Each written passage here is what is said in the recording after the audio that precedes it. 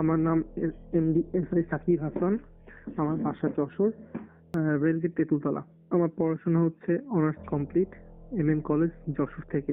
Profession বলতে আগে আমি যশোর টেইলরে চাকরি করতাম, এখন হচ্ছে আরবানের দায়িত্বে আছি, আরবান ফ্যাশন হাউস। এবার তুমি তোমার মতো করে ঘটনাটা শেয়ার করো। ঘটনাটা ঘটেছে হচ্ছে আজ থেকে প্রায় 2-3 বছর আগে। নির্বাচন কমিশনের স্মার্ট কার্ড প্রজেক্টে কাজ করতাম। মূলত ঘটনাটা শুরু ওখান থেকেই। ওখানে 7টার দিকে যায়, কাজ করতে আস্তে আস্তে প্রায় রাত 8টা-9টা বেজে যায়। তো আমাদের লাঞ্চ ব্রেকের আগে আমরা একটু ওয়াশরুমে যাব। তো স্কুলে তো ওয়াশরুম গুলো ভালো থাকে না। আমাদের যশোর যে জেলা ভৈরব নদীর তীরে অবস্থিত, ওই নদীরই একটা অংশ স্কুলের ওই সাইড থেকে গেছে। মানে নদী ভাঙনের ক্ষেত্রে স্কুলের কিছু অংশ ভেঙে চলে গেছে, পুরাতন স্কুলটা। পরবর্তীতে নতুন একটা স্কুল অন্য একটা সাইডে ছিল। তো আমি এবার ওয়াশরুম ইউজ করার জন্য ওয়াশরুমও ভাঙা ভাঙা ছিল, যার জন্য আমি এবার একটু নদীতে নিচে নেমে ওয়াশরুমের পিছু আর কি পিছু করতে গেছি। তো ওখানে আমার যাই হোক ওই দিন করে চলে এসেছি। ওই দিন রাতের থেকে আমার ঝামেলাটা শুরু। আমি যখনই ঘুমাইতে যাই, বোবা কাইন্ড অফ বোবা ভূত ধরে। তো এই বোবা ভূতটা ধরে ঠিক ফজরের আজান দিয়ে দেয়। সেখান থেকে যখন মসজিদে তুলে পড়ার জন্য ডাকে 6:30 থেকে 7টা, এর মধ্যে আমার এই ঝামেলাটা হয়। তাও মঙ্গলবার, শুধু মঙ্গলবার এই ঝামেলাটা হয়। ঘুমিয়ে আছি, দেখাচ্ছে এক সাইড আমার অসাড় হয়ে যাচ্ছে, কেউ আমাকে ঠেসে ধরতে চাচ্ছে। তো এই কথাটা যখন আমি আমার বাবা মাকে জানাই, তারা আমার সাথে মানে বলে এটা কোনো বিষয় না। আদার্স যখন লোকজনকে জানাই, সেটাও বলে এটা বোবা হয়, স্বাভাবিক, একা একা থাকো রুমে, এই ঝামেলাটা হয়। যখন এই কথাটা জানাজানি হয়ে গেল বেশি পর্যায়ে, এই জিনিসটা আমার কন্টিনিউ হতে লাগে প্রতিদিন। এমন আছে আমার 1 বছর হয়ে গেছে আমি ঠিকঠাক মতো ঘুমাইতে পারি না। যেখানে হুজুর বাসায় যাই, এক একজন এক এক কথা বলে। কেউ বলে যে এটা তোমার পূর্বপুরুষ থেকে কিছু দিতে যাচ্ছে, তুমি এটা নিয়ে নাও। আমি রাতে শুয়ে থাকি শীতকালের মধ্যে, কম্বল অটোমেটিকলি আমার গায়ে থেকে উঠে যাচ্ছে, আমি দেখতে পাচ্ছি। ইনফ্যাক্ট পা থেকে শুরু করে মাথা পর্যন্ত সব অবাস। কোন রকম দোয়া কালাম পড়তে পড়তে আমার জিনিসটা ছেড়ে দেয়। তো আমার আম্মা কি করলো যে রুমে যেহেতু সমস্যা, তাহলে আমি এখানে নামাজ পড়ি, নামাজ পড়ে তোমার পাশে শুয়ে দেখবো আজকে কি অবস্থা। এক মিনিট। এই যে তোমাকে পূর্বপুরুষ দিতে চাচ্ছে, তুমি নিয়ে নাও, এই কথাগুলা কে বলে? এটা এক কবিরাজ বলেছিল। মানে এর মাঝখানে তুমি কবিরাজের কাছেও একবার গেছো, তাই জি তো? জি, একবার না বেশ কয়েকবার, যে যেখানে বলছে আমি সেখানে গেছি। যে Okay. আমি রাতে ঘুমাইতে পারি না। কেউ কোনো এই সলিউশন দিতে জিনিসটা পারে নাই? কেউ কোনো সলিউশন দেয় নাই। সবাই বলছে যে দিচ্ছে নিয়ে নাও, আমি তাবিজ দিচ্ছি, আমি এ করতেছি, সব ঠিক হয়ে যাবে, এমন। টাকা পয়সা নষ্ট হয়েছে? হ্যাঁ, প্রচুর টাকা পয়সা নষ্ট হয়েছে। ওকে। কারণ তখন আমার আম্মার, আমি একটাই ছেলে, আমার একটা বোন আছে। তো মার মাথায় এটাই চিন্তা যে আমার ছেলে আগে সুস্থ হোক। তো সে নামাজ কালাম পড়ে আমার পাশে কোরআন শরীফ পড়ে শুয়ে আছে। হঠাৎ দেখে সে আমার পা নড়তেছে। আমি এদিকে ডাকবো যে আম্মু আম্মু, কিন্তু আমার মুখ থেকে সাউন্ড বের হচ্ছে না। পরে আমার মা কোন রকম ঠেলে ধরছে, কি হয়েছে বাবা? আমি বলছি এই যে আমার এখন ঝামেলা হয়েছে। মানে আমার দাদা দাদিরা বা নানা নিয়ে বলে যে স্থান পরিবর্তন করো, হয়তো বা এই রুমে কোনো প্রবলেম আছে। আমি কক্সবাজার গেছি, আমি কুমিল্লা গেছি, ইনফ্যাক্ট আমি দেশের বাইরেও গেছি, ইন্ডিয়াতে গেছি, সেখানেও আমার ঝামেলা। আমার পিছু সে ছাড়ে না। একটা বিয়েতে গেছিলাম, মামাতো বোনের বিয়েতে। মামা বলছে যে ইয়ার কি ছলে, যে তুমি যে এসছো সাথে করে কি ওকেও নিয়ে এসছো, তা ওর কি গাড়ি ভাড়াটা লাগে নাই? মামা এটা নিয়ে হাসাহাসি করছে রাতে। বিয়ে বাসা তো অনেক লোকজন, মামার সব খাটে শুয়ে আছে, আমরা নিচে শুয়ে আছি। হঠাৎ 3টার দিকে মামা উঠে আমার পা ধরে বলছে ভাগ্নে আমাকে মাফ করে দাও। বলছি মামা কি হয়েছে? আচ্ছা আজকে আমাকে ডিস্টার্ব হয়েছে, আমি প্রচন্ড ভয় পাইছি। এই এক পর্যায়ে গেল। তো আমি এবার টেইলর তখন নতুন নতুন জয়েন করেছি। আমি আরেকটু ইন্টারফেয়ার করি, সেটা হচ্ছে এই যে বিয়ে বাড়ি পর্যন্ত, ঘটনা শুরু থেকে বিয়ে বাড়ি পর্যন্ত, এটা কতদিন হইলো তাইলে আনুমানিক? এই 3-4 মাসের মধ্যে। মানে 3-4 মাসের ভেতরে তুমি যেখানেই যাচ্ছ, বিদেশে আমার যাচ্ছ, সেখানে আমার ঢাকার প্রবলেম বাইরে যাচ্ছ, করতেছে। ঢাকায় গেছো, দেশে আছো, মানে যেই জায়গায় তুমি যাও না কেন সে তোমার সাথেই আছে। সাথে আছে, আমি ফিল করি যে না আমি আছি, শুয়ে আছি, আমার মনে হচ্ছে যে আমার পাশে কেউ শুয়ে আছে। ওকে, এইটা কি ফিল করতে পারছো যে জেন্ডার আছে কিনা, ছেলে বা মেয়ে? না, এটা ফিল করি নাই, ওকে, কিন্তু কেউ আমার সাথে আছে। আচ্ছা ঠিক আছে। হ্যাঁ, কন্টিনিউ প্লিজ। ঠিক এরকম করতে করতে প্রায় 1 বছর হয়ে গেল। চাচাতো ভাই আছে, ওকে নিয়ে আমি মানে এই ঝামেলা হয়ে যাওয়ার 3-4 মাস থেকে আমি ওকে নিয়ে ঘুমাচ্ছি, কারণ আমার ঝামেলা হচ্ছে কেউ আমাকে বিশ্বাস করতেছে না। তো ও বললো কি আমার মাকেও এরকম ঝামেলা হয়তো, তার জন্য ও বিষয়টা আমার বুঝতে পারছে। ও আমার সাথে ঘুমাইতে থাকে। ও চাকরি করে, আমিও চাকরি করি। এটা হচ্ছে ঈদের মধ্যে কাহিনী, রোজার মধ্যে। আমরা তো মানে আম্মু আমাকে সান্ত্বনা দেয় রোজার মধ্যে এইসব খারাপ জিনিস কিছু আসে না, সবগুলো আল্লাহ এগুলোর থেকে রেহাই দেয়। দুটোই একটা মাস এরকম আমরা খাওয়া দাওয়া করে আমাদের রাত করে যেহেতু আমরা আসি, তো কেনাকাটা লোকজন শেষ করতে করতে আমাদের প্রায় 12টা-1টা বেজে যায়। ফ্রেশ ট্রেশ হয়ে খাওয়া দাওয়া করে ঘুমায় আসি, শুয়ে আছি আর কি। ভাইয়ের সাথে আমি শুয়ে আছি, কথাবার্তা বলতেছি যে আজকে দিন কেমন গেল, এই ধরনের কথাবার্তা বলতে বলতে ভাইকে বললাম ভাই আপনি ঘুমাই পড়েন, যেহেতু কালকে আবার আমার ডিউটি আছে, সকালে আপনার ডিউটি আছে। তো বলছে আচ্ছা ঠিক আছে তুমি শুয়ে থাকো। তো আমার রুমটা, আমি এবার লাইট জ্বালাই ঘুমাইতে পারি না। জানলা থেকে আমাদের, জানালাটা হচ্ছে কাঁচের জানালা, বাইরের থেকে বাসার সামনে একটা খাম্বা আছে, খাম্বাতে রোড লাইট যেটা স্ট্রিট লাইট, সেখান থেকে আপনার কিছু আলো রুমের মধ্যে আসে, রুমটা আলো আলো হয়ে যায়। পার সাথে পা লাগিয়ে হাতের সাথে হাত লাগিয়ে, যাতে কোন একটা সাইড অন্তত বোবা ধরলে একটা সাইড ফাঁকা থাকে বা একটা সাইড রিল্যাক্স দেয় কিন্তু ওরা নাড়ানাড়ি বা কলেমা পড়ার জন্য। তো আমি ওকে ওইভাবে ধরে আছি যে কোনো একটা শরীরে যদি কোনো জায়গায় কম্পন হয় সে বুঝতে পারলে আমাকে ডাকলে জিনিসটা স্বাভাবিক হয়ে যাবে। তো আমি ঘুমিয়ে আছি, তাকে করে হঠাৎ আমার ওয়াশরুমে যাব, ঘুমের থেকে উঠে দেখি যে ওর মাথায় কে জানি বসে, মানে খাটের পাশে চেয়ার আছে আমাদের, চেয়ারে বসে কে জানি হাত বুলাচ্ছে ওর মাথায়। আমি তো ভয় পাচ্ছি যে আমার মাকে আমি একটা ডাক দিয়েছি আচ্ছা, আমার ওকে, ভাইয়ার মাথায়, ওকে। কন্টিনিউ মাথায় হাত বুলাচ্ছে। আমার আবার ছোট্ট একটা কথা বলি, আমার আবার রাগ প্রচুর। আমি ইফতারি সেহরি করতে আমার আম্মা আমাকে ডাকে, সারাদিন ক্লান্ত থাকি, তো আম্মা আমাকে ডাকবে, আমি মনে করেছি যে আমার মাথায় হাত বুলানোর কথা ভেবে আমার ভাইয়ের মাথায় হাত বুলাচ্ছে। সেহরি করতে পারি নাই বা ডাকতে পারি নাই, আমিও ঘুমাই নাই, তুমি রাগ করো না, আমার সেন্সে এটা ঢুকতেছে। আমি মা মা করে 2 বার ডাক দিয়েছি, মা, কোনো সারা শব্দ নাই, মা, কোনো সারা শব্দ নাই। তা দেখলাম যে তার হাতটা 3টা আঙ্গুল একদম কুচকুচে কালো, মশারি টানানো ছিল। মশারির তল থেকে যখন ভয়ে জোরে একটা ডাক দিয়েছি মা, তখন দেখলাম হাতটা সরিয়ে নিল। নেওয়ার সাথে সাথে দেখলাম ছায়া মতন একটা অবয়ব দেখতে পাচ্ছি, যে সে একটা কালো একটা ছায়া ফট করে চলে গেল জানালার দিকে। অথচ আমার রুমের দরজা টোটালি বন্ধ করা, যে কেউ আমাকে, মানে আমার রুমে আসতে পারবে না। তাড়াতাড়ি করে আমি চিল্লানো শুরু করে দিয়েছি, ভাই আমাকে জোর করে ধরছে, ধরে লাইট জ্বালাইছে, গেট খুলে দিছে, আম্মা, আমার বাবা, আমার বোন সব চলে এসেছে। কি হয়েছে কি হয়েছে, এই ঘরে কিছু একটা প্রবলেম আছে। তা বলছে কি প্রবলেম, আছে কি, আমার ভাইয়ের মাথায় কি হাত বুলাইছে। ভাইয়া মনে করছে যে আমি তার মাথায় হাত বুলাই দিচ্ছি, তো ভাইয়াও তখন আচমকা চিল্লায় উঠছে যে তুমি আমার মাথায় হাত বুলাই দাও না, আমি তো মনে করছি তুমি হাত বুলাই দিচ্ছ, আমি রিল্যাক্সে আছি। অথচ আমি বললাম আমি আপনার এক হাত ধরে আছি, আরেক হাত দিয়ে আপনার শরীর ধরে আছে, আমি কি করে আপনার মাথায় হাত বুলাবো। এইভাবে আমার ওই জিনিসটা গেল। পরবর্তীতে এটা থেকে পরিত্রাণও পেয়েছি, এক কবিরাজের কাছে গেছি। আনফরচুনেটলি সেই কবিরাজটা আবার আমাদের রিলেটিভ, তাকে আমি যখন ফোন দেই, এই নাম্বারটাও পেয়েছি অনেক কাহিনী করে, মানে অনেক কাহিনী বলতে প্রায় 6-7 মাস পরে তার নাম্বারটা পেয়েছি। যখন আমি নির্বাচনে কাজ করি আমার নাম্বার সবার কাছে ছিল।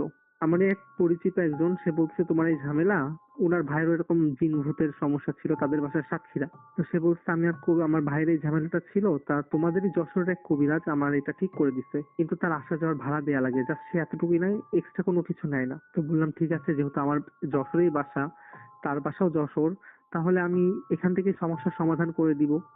সে আজ যায় কাল যায়, সে নাম্বারটা আনতে আনতে প্রায় 6 মাস লেট হয়েছে। এর মধ্যে কিন্তু কন্টিনিউ আমি এই ঝামেলা পোয়াতে পোয়াতে এক পর্যায়ে সয়ে গেছে, যে কিছু তো করতেছে না, থাক এই পর্যন্তই সীমাবদ্ধ। মানে কি অভ্যাস হয়ে গেছে বিষয়টাই তো? অভ্যাস হয়ে গেছে ভাইয়া, জি জি। কারণ কন্টিনিউ ওকে। একটা একজনের সাথে হচ্ছে 1 বছর 1.5 বছর কন্টিনিউ হচ্ছে, এটা তখন আর কিছু মনে হয় নাই। তো সে ভাইয়া আমাকে নাম্বারটা দিছে, আমি নাম্বারে ফোন দিয়েছি। সে বলতেছে হ্যাঁ সাকিব বলো। আমি বললাম আমি চিনতে পারলাম না আপনাকে, আপনি কে। হচ্ছে তোমার নাম্বার তো আমার সেভ করা আছে, তো বাই দ্য ওয়ে তুমি আমার এই নাম্বারটা কোথায় পাইছো। আমি বলছি আমি কে, আমি চিনতে পারি নাই। তখন সে আমাকে পরিচয়টা দিল, বলছে ভাগ্নে এই নাম্বারটা সচরাচর আমি আমার রোগীদেরকে দেই, তুমি এই নাম্বার কোথায় পেলে। আমি বললাম মামা অনেক কাহিনী আছে, আপনি কোথায় আছেন আমার সাথে একটু দেখা করেন। তো বলছে আচ্ছা ঠিক আছে, তোমার বাসার সামনে আমি আসতেছি, তুমি আসো। চারিদিক থেকে সবকিছু ছেড়ে আমি চলে গেছি তার কাছে। যে আমি বলছি মামা আপনি আমাকে টোটাল জিনিসটা দেখেন, যে আমাদের দুঃসম্পর্ক আত্মীয় হয়। তো বলছে ভাগ্নে ঠিক আছে, আমি বিষয়টা বুঝলাম, তুমি এক কাজ করো, আগামীকাল সকাল 7টা বা 6টার মধ্যে তুমি আমার বাসায় আসো, কারণ আমি এটা কাজটা করি হচ্ছে নামাজের পরে। তো ভাইয়া নামাজের পরে আমি গেলাম। ফজরের নামাজের পরে? জি, ফজরের নামাজের পরে। ওকে। তো আমি গেলাম, সে বললো ভাগ্নে তোমার বিষয়টা আমি দেখতেছি। তো সে সবকিছু দেখে দেখে বললো যে এ অনেক খারাপ, আমার সাথে 3টা জিনিস ছিল, একটা খ্রিস্টান মহিলা আর 2টা তার চেলাবেলা, তা ও তোমাকে মেরে ফেলতে চায়। তোমাকে মেরে ফেলতে চায় কেন? তো বলতেছে যে এটা তোমার বংশ পরম্পরা থেকে এসছে। বংশ পরম্পরা বলতে আমাদের আবার মার গোষ্ঠীটা একটু প্রভাবশালী, তো তারা হচ্ছে আমার আম্মুর দাদা, তার দাদারা বাসা ছিল আপনার মহেশপুর। তো মহেশপুরে যখন যুদ্ধেরও আগের কাহিনী, যখন বিনিময় প্রথা করে চলে এসছে, তখন ওই পাশ থেকে এই পাশে যখন চলে এসছে, একটা এরিয়া আপনার আম্মুর দাদার দাদারা নিয়েছিল, বুঝছেন। তো সেই জায়গাটাতে ওরা বসবাস করতো। তো বলতেছে যে তখন মামা বললো যে আমি ঠিক আছে তুই ওর সাথে সরাসরি কথা বল। তো আমি তার সাথে সরাসরি কথা বলছি, ওই যে যেভাবে তার শরীরের মধ্যে নিয়ে আসে, আমি এভাবে অনেক কিছু দেখলাম। তার কাছে যা যা কোশ্চেন আছে তুই জিজ্ঞাসা ওর কাছে। তো আমি যখন বললাম যে আপনি কেন আমার পিছনে লেগেছেন। করছে তোর পুরুষ আমাকে ঝামেলা বসছে। এই সুবাদে আমি তোদের সবকটাকে একটা একটা করে ঝামেলা বাঁধাবো। এইভাবে আমার সাথে কথা হয়েছে।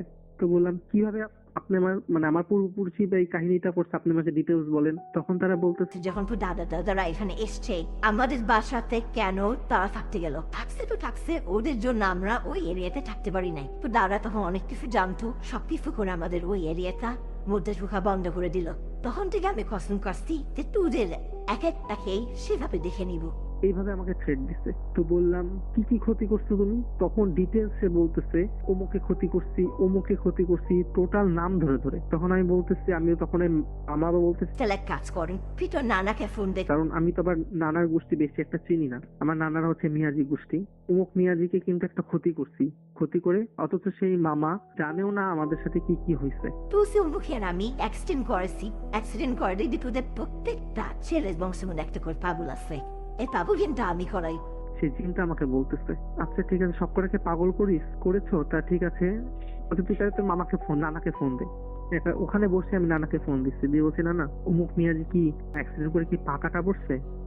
নানা হতভম্ব, আমি তাদেরকে চিনিও না, তাদেরকে নামও জানি না, কখনো দেখিও নাই। তা বলতেছে হ্যাঁ ঠিক আছে, কিন্তু এই খবর জানলে কি করে? আমি ডিটেলস পরে বলছি, আগে আমি এখানে কাজ সেরে আসি। তো তাকে যখন আমি বললাম, মামা তখন মানে বিশ্বাস করতেছে যে তুই তো জানিসও না, তাহলে এইভাবে কেন হলো? তখন বললাম তাই তুমি এগুলা করে কি ক্ষতি মানে কি পাও? বলে যে পুরো আমার বাসাটাকে নষ্ট করছিস, তাহলে কি আমরা সেগুলো দেখে ভালোভাবে থাকতে দিব? তা ঠিক আছে, তাদেরকে নয় ক্ষতি করছে, তাদেরকে তুমি মেরে ফেলছো, আমার দাদাদেরকে তুমি দেখছো, তাহলে পরবর্তী জেনারেশনকে কেন তুমি এরকম করতেছো? তখন সে বলতেছে তো তোর দাদাকে ধরছি, তোর দাদা বাবাকে ধরছি, তোর নানা একজন ভালো মানুষ। তোর নানা ছোট নামাজ কালাম পরে তোর নানার সাথে কিছু আছে, তার জন্য তোর নানাকে আমি ধরতে পারি নাই। পরবর্তীতে তোর মাকে নষ্ট গেলাম, তোর মাকেও, তোর মা একজন ভালো মানুষ, তোর মাকে আমি ধরতে পারি নাই। তোর একটা খালা আছে, এই খালাতে যখন আমি কোনো ক্ষতি করতে গেছি, খালাকে আমি সফল হয়েছি। এটা বাস্তব, আমার খালাকেও ঝামেলা করছে।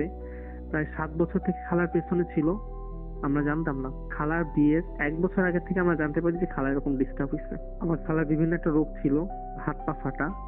ওই রোগের মধ্যে কোনো প্রতিকার নাই।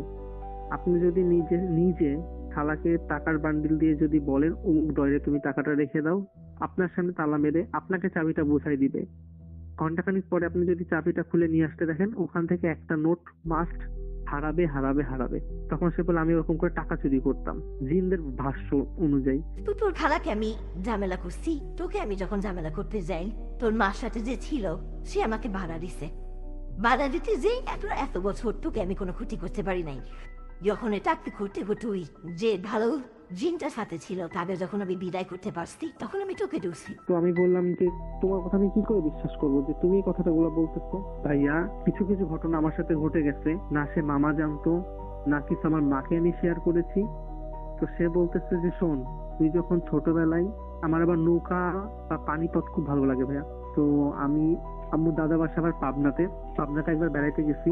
তো নদীর বৈঠা নিয়ে আমি বলে ঘোরাঘুরি করতে গেছিলাম। আনফরচুনেটলি বৈঠাটা কাঁথায় আমি পড়ে যাচ্ছিলাম, আম্মু এসে তাড়াতাড়ি ধরছে। বলতেছে ওই সময় যদি তুই পড়ে যাইতি, ওই সময় আমি তোকে ধাক্কা মারছি, তুই যদি পড়ে যাইতি আমি ওই নদীতেই তোকে মেরে ফেলতাম। তারপর তোকে আমি মারার জন্য 4-5 বার চেষ্টা করছি। একবার মনে আছে ট্রেনের তলে তুই পড়তে যাচ্ছিলি, ওই ট্রেনটা ওই সময় আমি চালু করে দিছিলাম, আর তোকে ধাক্কা মারছিলাম দেখে তুই পড়ে যাচ্ছিলি। আমি তখন বললাম যে এই কথাগুলো তো আমি কাউকে জানাই নাই, কারণ আমি তখন কোচিং এর থেকে আসার পথে এই কাহিনীটা আমার সাথে হয়েছে। সব দেখি অটোমেটিক্যালি মিলে যাচ্ছে। তখন আমি ভাবলাম যে এই কবিরাজটা তো এত কিছু তো আমার সম্পর্কে জানে না, তাহলে সে কি করে এত ডিটেলস সে জানতে পারলো? তারপর আবারও বলতেছে যে তোকে একবার গাছের নারকেল তোর মাথার উপর ফেলতে যাচ্ছিলাম, কিন্তু তোর ভাগ্যের কারণে তুই বেঁচে গেলি। এটাও বাস্তব। এই কথাটা আমি আমার বাসার ফ্যামিলি বলেন কাউকে বলি নাই, শুধু আমার সাথে যে আমার ভাইটা ছিল আমি তাকে জানাইছিলাম যে দেখেন এই কাহিনীগুলো আমার সাথে হয়েছে, প্লাস সব ডিটেলস সে বলতেছে। তো যাই হোক, অনেক কিছু করার পরে সে কবিরাজকে বললাম আপনি তার থেকে আমাকে পরিত্রাণ দেন, কারণ আমি রাতে থাকতে পারতেছি না। তো সে অনেক কিছু করার পরে, অনেক দোয়া কালাম পড়ার পরে সে আমাকে বলল যে তো ঠিক আছে আসো, আমি তোমাকে এটা সমাধান করে দিচ্ছি। তো আমাকে নিয়ে সে বাইরে গেল, যে কোনো রকম একটা সার্কেল একটা করলো যে তুমি নিজের হাতে এখানে একটা সার্কেল করো। তো সার্কেল করে বল 3টা জায়গা খুঁজবে, 3টা জায়গা খুঁজে চলে আসলাম। ওখান থেকে দেখলাম ছোট্ট একটা, আমি নিজের হাতে খুঁজছি 1 ইঞ্চি মতন গর্ত, আমারই সামনে খুঁজে বেড়া দেখালো ওখানে আপনার টোপলা মতন একটা কিছু ছিল, কিছু হাড়, কিছু রক্ত, কিছু জিয়াল মাছের ডাল টাল, এগুলো সে টেনে টেনে বের করলো, করে বললো এটা আমি আমার শরীরে বলে বান মেরেছিল। বান মারার পরে এই কাহিনীটা। এক মিনিট, এক মিনিট। জি জি। এতক্ষণ পর্যন্ত বংশ পরম্পরায় জিনিসটা আসতেছিল, এই বান মারাটা আবার কোত্থেকে ঢুক? বংশ এটা বলো, পরম্পরায় যদি আসে তাহলে তো এই বান মারার পার্টটা আসার কথা না। পাঁচটা করতে হচ্ছে শুধুমাত্র ওইটি, মানে বুঝি যে নাই। আমার ঘাড়ে ছিল, যে আমার যে প্রবলেম করতো, সে বলে নিজেই বলে বান মারছে আমাকে। বান মেরে আমাকে, মানে সে চাচ্ছিল আমাকে তার তার সাথে বিয়ে করে আমাকে মেরে তাকে নিয়ে যাবে, এটাই তার শান্তি তাদের বক্তব্য অনুযায়ী। মানে জিনরা বান মারছে, কোনো মানুষ জি না। জি জি, না কোনো মানুষ না। ওরা মেরে আমাকে, মনে করেন যেহেতু আমার কাছে সে আসতে পারতেছিল না, এইভাবে কোনো একটা ক্ষতি করে আমাকে মেরে ফেলার একটা চেষ্টা ও চালাচ্ছিল। ও ও ও মাই গড। বিশ্বাস করবেন না ভাইয়া, এই 2টা বছর আমি ডেঞ্জারাস। এত এত ভোগান্তি মানুষের হিংসা হয়েছিল। শুনছি এতদিন যাবত, বাট জিনদের কাহিনীও আমি কম শুনি নাই। এইটা সম্পূর্ণ ডিফারেন্ট একটা এঙ্গেল বেরোলো। এই যে ঘটনাটা ভাইয়া, হুম না হুম। এটা একদম আমার সাথে ঘটে যাওয়া ঘটনা। তো পরবর্তীতে আপনি বিশ্বাস করবেন না, মানে ওজন কমে শুকিয়ে এমন হয়ে গেছিলাম কল্পনার বাইরে। কারণ না ঠিক মতো খাওয়া দাওয়া, না মানে ঘুম, রাতে ঘুমাইলে আমি আতঙ্কের মধ্যে থাকতাম কখন জানি আমাকে অ্যাটাক করে। আমি দিনে ঘুমাইতে পারতাম না, দিনে কোনো রকম ঘুমাইতে ঘুমাইতে বললাম আতঙ্কের মধ্যে থাকতাম। পরবর্তীতে ওনার কাছে একবার যাওয়ার পরে আল্লাহর রহমতে এখন আমি পুরাপুরি সুস্থ, আর ওটার কোনো ঝামেলা হয় না, কোনো কিছু হয় না ভাইয়া। এই ছিল আমার কাহিনী। তাহলে এটা মানে লাস্টের ব্যাপারটা আমি ক্লিয়ার না, তাহলে এটা সলিউশনটা কি হলো? সলিউশন হচ্ছে ওই কবিরাজি সব ঠিকঠাক করে দিল, আমাকে কিছু তাবিজ দিল, কিছু তেল পড়া দিল, আর বলল যে একে আমি বন্দি করে দিচ্ছি, এ তোমাকে আর কখনো কোনো ডিস্টার্ব করবে না। কারণ ওইটার পর থেকে আমি পুরাপুরি সুস্থ, না আমার ঘুমেতে কোনো ডিস্টার্ব আছে, এখন আমি একা ঘুমাইতে পারি, না একই বাসায় কিন্তু আছি, কোনো প্রবলেম আর হয় না আল্লাহর কবিরাজ রহমতে। তোমার রিলেটিভ? জি, রিলেটিভ বলতে দূর সম্পর্ক আমাদের এলাকার মধ্যে, হ্যাঁ কিন্তু আমি হ্যাঁ। জানতাম না যে উনি এই কাজটা করে। একদম সাদা সিধা সিম্পল মানুষ সে। অনেকদিন পরে একটা গায়ে কাটা দেওয়ার মতো এক ঘটনা শুনলাম আর কি। আচ্ছা যাই হোক, এর আগে পরে আর তোমার সাথে কোনো কিছু হয় নাই তাই তো? না ভাই, এর আগের পরে কোনো ঝামেলা হয় নাই। ওটার পরে আমি এই 2টা বছর আমি এটা নিয়ে সাফার করছি, খুব খুব মানে খুব। ওকে, সে কি এখনো হচ্ছে এই ধরনের কাজ কাম করতেছে কবিরাজি? হুম, সে কন্টিনিউ করতেছে। আচ্ছা, সে বেসিক্যালি টাকা পয়সা কিরকম নেয়? টাকা পয়সা আমার কাছ থেকে কিছুই নাই, শুধুমাত্র বললো ভাগ্নে এই অ্যামাউন্টটা নিব। ও হ্যাঁ, মাঝখানে একটা কথা আমার মিসিং গেছে, যে এই অ্যামাউন্টটা নিব, কিন্তু বিশ্বাস করবি না আমি এই অ্যামাউন্টটা নিব না, আমার জন্য আমি নিচ্ছি না। তা বললাম মামা, কথা তুই তো ভাগ্নে বলবি না, যে যেহেতু আমাকে চেনা জানা আছে, তুই বলবি না মামা হয়তো বা টাকা খাওয়ার জন্য এই কথাটা বলতেছে, তা তোর সামনে একটা প্রমাণ দিই। আমি বললাম ঠিক আছে মামা দেন। তো খাটের নিচে সে বসেছে, মানে খাটের উপরে বসেছিল, আমি চেয়ার নিয়ে বসে আছি। তো এটা বলছিল যে তোর এই কাজটা করে দিব, 3 দিন সময় লাগবে, 3 দিনের মধ্যে আমার টাকাটা পে করে দিলে হচ্ছে। তো বললাম ঠিক আছে মামা। আমি তার সামনে বললো এই বিছানাটা উঠালাম, তুই নিজের হাতে টাকাটা রাখলাম। 5-10 মিনিট পরে বললো যে বিছানার ওটা তোল, আমার সামনে বসা। না ওখান থেকে আমি নড়েছি, না ওখান থেকে 1 মিনিটের জন্য বাইরে গেছি, না ওখান থেকে আমি চোখ বন্ধ করে বা আদার্স অন্য কিছু, কিছুই না। বিছানাটা উঠালাম, দেখলাম একটা টাকা ভাই ওখানে নাই, একটা টাকা ওখানে নাই। বললাম মামা তাহলে এরা এই টাকাগুলো নিয়ে কি করে? তো বলে ভাগ্নে তোরা তো খাওয়া দাওয়া করিস, আল্লাহ তাআলা তো মানুষ আর জিন জাতি সৃষ্টি করেছে, ওরা এগুলা নিয়ে জাস্ট খালি মিষ্টি খায়। তার মানে হচ্ছে এই যে আমরা বিভিন্ন মিষ্টির দোকানে গিয়ে জেনেদের যে মিষ্টি খাওয়ার ঘটনাটা আমরা যে দেখি, বাস্তব। এইটা হচ্ছে গিয়ে ওরা এইভাবে হচ্ছে টাকা কালেক্ট করে ওরা হুম, সেইখান থেকে মিষ্টিটা কিনে খায়। জি ওকে, গেট দ্য পয়েন্ট যে জিনেদের টাকা কেন লাগে। আমার ফার্স্ট জি। এপিসোড যেটা গেছে সেটার সাথে এটার অনেকখানি মিল পাইলাম আর কি। কিন্তু ওরা বললো যে ওরা এটাই আছে, মানুষের মতো ধোঁকাবাজি করে না, এক্স্যাক্টলি, ওদের আমি মতো এটাই ভালো বলতে মানুষ যাচ্ছিলাম আছে। এখন, যে তারা যে মিষ্টিটা খাবে তারা তো মিষ্টি এমনি হইলেই কাজ খাইতে পারতো, করে, না কিন্তু না না, হচ্ছে গিয়ে হ্যাঁ, তারা কিনে খাবে। কিনে খাই, জি, কিনে খাই প্লাস কাজ করে দিয়ে খাই। যেহেতু আমি একটা প্রবলেমের মধ্যে পড়েছি, সে কিন্তু আমাকে সমাধান দিছে। আমি কিন্তু হ্যাঁ, সে বিশ্বাস তার করবেন না, 8-9 পারিশ্রমিকটাকে জায়গায় হিসেবে নিচ্ছে আর পারিশ্রমিক কি। হিসাবে সে নিছে আমাকে কাছ থেকে।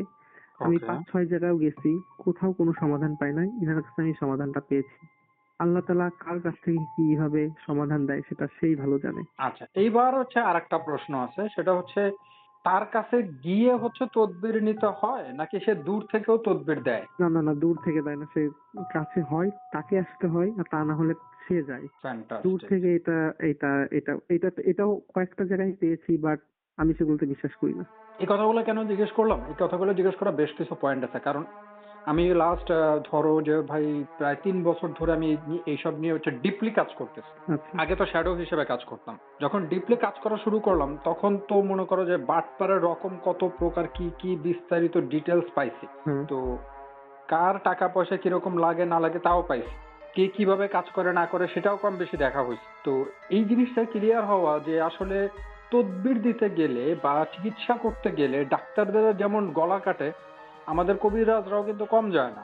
হুম। কিন্তু যারা ভালো, সে ডাক্তার হোক আর কবিরাজি হোক, যারা ভালো তারা প্রপার চিকিৎসাটাই দেয় এবং সেটা এতটাই কম মূল্যে যেটা আসলে ওই সময়টাতে একেবারে অবিশ্বাস্য হিসেবেই হচ্ছে বিবেচিত হয় আমাদের কাছে। তার বক্তব্য, কাজ করার পরে আমি টাকা নিব, পরে বলবা যে টাকা এমনি এমনি নিচ্ছ, আমার কাজ হয় নাই, ওটার মধ্যে আমি যাবো না। তারা তারা যেই পরিবারের, তারা বা যেভাবে মানে মানুষ হয়েছে, তাদের কিন্তু এই 2-4 পয়সা কিন্তু তাদের কোনো বিষয় না। আল্লাহর রহমতে তাদের কিন্তু প্রচুর আছে।